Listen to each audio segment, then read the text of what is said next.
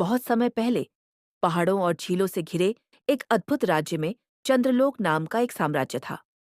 ये राज्य रात में किसी स्वर्ग से कम नहीं लगता था। हर तरफ चांद की चांदी जैसी रोशनी बिखरी रहती थी। इस राज्य की राजकुमारी थी तारा। तारा बेहद सुंदर, दयालु और थोड़ी रहस्यमयी थी, क्योंकि उसे एक अनोखा वरदान मिला था। वह चांद से बातें कर सकती थी हर रात। जब पूरा महल सो जाता, तारा अकेली महल की छत पर जाती और चांद से अपने दिल की बातें करती। एक अनसुनी आवाज एक रात, जब ठंडी हवा चल रही थी और चांद पूरा गोल था, तारा धीरे धीरे बोली, क्या इस विशाल दुनिया में कोई है जो मुझे सच में समझ सके? तभी अचानक एक गहरी, शांत और शाही आवाज सुनाई दी। हाँ, मैं हूं। तारा घबरा गई। कौन? आवाज आई। मैं भी हर रात चांद से बात करता हूं और तुम्हारी आवाज तक पहुंच जाती है। उसने अपना नाम बताया, राजकुमार आर्यवीर। अनदेखा रिश्ता दिन बीतते गए और हर रात तारा और आर्यवीर चांद के जरिए बातें करने लगे। वे अपने सपने, डर, खुशियां, सब कुछ एक दूसरे से साझा करते। धीरे धीरे, बिना देखे ही दोनों के दिल जुड़ गए। तारा को लगने लगा, यही है वो जो मुझे समझता है। और आर्यवीर भी महसूस करता था, मैंने उसे कभी देखा नहीं, फिर भी वो मेरे दिल के सबसे करीब है। तूफान से पहले की शांति। लेकिन एक दिन चंद्रलोक के दरबार में खबर आई, सूर्यगढ़ राज्य का राजकुमार चंद्रलोक पर आक्रमण करने वाला है। राजा और सैनिक तैयारियों में लग गए। तारा को अजीब सी बेचैनी होने लगी। उस रात उसने चांद से पूछा, आर्यवीर, तुम ठीक हो ना? कुछ देर तक कोई जवाब नहीं आया। फिर धीरे से आवाज आई, तारा, अगर मैं वही हो जाऊं जिससे तुम नफरत करती हो तो? तारा का दिल धड़क उठा। तुम क्या कहना चाहते हो? लेकिन जवाब देने से पहले ही आवाज गायब हो गई। सच्चाई का सामना अगले दिन दरबार में दुश्मन राजकुमार की तस्वीर लाई गई। तारा ने जैसे ही उसे देखा, उसके हाथ कांपने लगे। वो आर्यवीर ही था। उसकी आंखों से आंसू बहने लगे। जिससे मैं प्यार करती हूँ, वही मेरे राज्य का दुश्मन है। दिल और कर्तव्य की लड़ाई उधर सूर्यगढ़ में।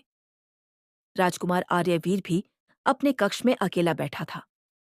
उसने तलवार को देखा और धीरे से कहा, क्या मैं अपने ही प्यार के खिलाफ युद्ध करूंगा? उसके दिल में एक ही आवाज थी, नहीं। लेकिन एक राजकुमार होने के नाते उसके ऊपर अपने राज्य का कर्तव्य भी था। युद्ध का दिन आखिरकार युद्ध का दिन आ गया। दोनों राज्यों की सेनाएं मैदान में आमने सामने खड़ी थीं। आसमान में बादल छाए थे, जैसे प्रकृति भी इस युद्ध से दुखी हो। तभी राजकुमारी तारा घोड़े पर सवार होकर आगे आई। सबकी नजरें उस पर टिक गईं। तारा ने जोर से कहा, रुको। पूरा मैदान शांत हो गया। प्यार की पुकार। तारा ने आर्यवीर की ओर देखा। क्या हम सच में दुश्मन हैं या हमें ऐसा बना दिया गया है? आर्यवीर धीरे धीरे आगे बढ़ा। उसने अपनी तलवार जमीन पर गिरा दी। मैं उस इंसान से नहीं लड़ सकता जिससे मैं प्यार करता हूं। पूरा मैदान स्तब्ध रह गया। एक नई शुरुआत। तारा मुस्कुराई। आंखों में आंसू थे। तो चलो, इस कहानी को हम खुद बदलते हैं।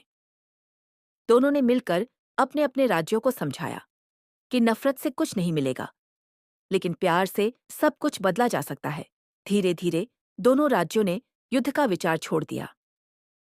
सुखद अंत। कुछ समय बाद चंद्रलोक और सूर्यगढ़ के बीच शांति स्थापित हो गई।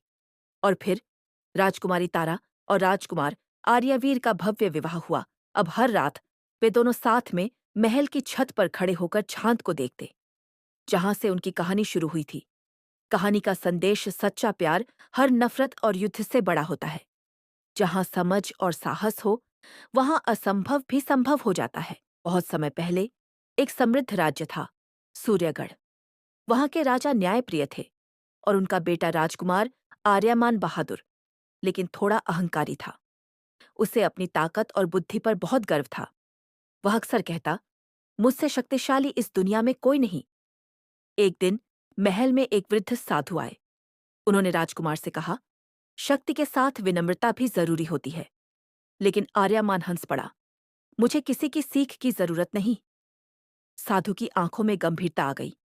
उन्होंने कहा, अहंकार इंसान को पत्थर बना देता है और आज से तुम यही सीखोगे। जैसे ही उन्होंने श्राप दिया, अचानक एक तेज रोशनी फैली और राजकुमार पत्थर की मूर्ति बन गया।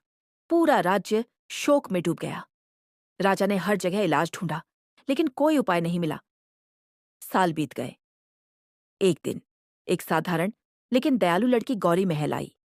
उसने उस पत्थर की मूर्ति को देखा और उसकी आंखों में दर्द समझ लिया। वह रोज वहां आकर उससे बात करती, उसकी सफाई करती और कहती, सच्ची ताकत दूसरों की मदद करने में होती है। धीरे धीरे एक चमत्कार हुआ। मूर्ति की आंखों में हल्की चमक आने लगी। एक दिन वही साधु फिर प्रकट हुए।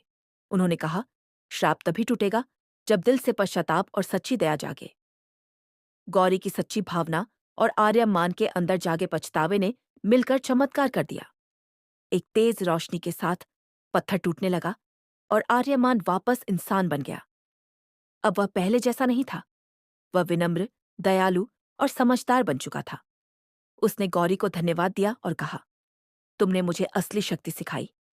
राजा ने खुशी खुशी गौरी को सम्मान दिया और आर्यमान एक न्यायप्रिय राजा बना। सीख, मॉरल, अहंकार इंसान को गिरा देता है। सच्ची ताकत दया और विनम्रता में होती है।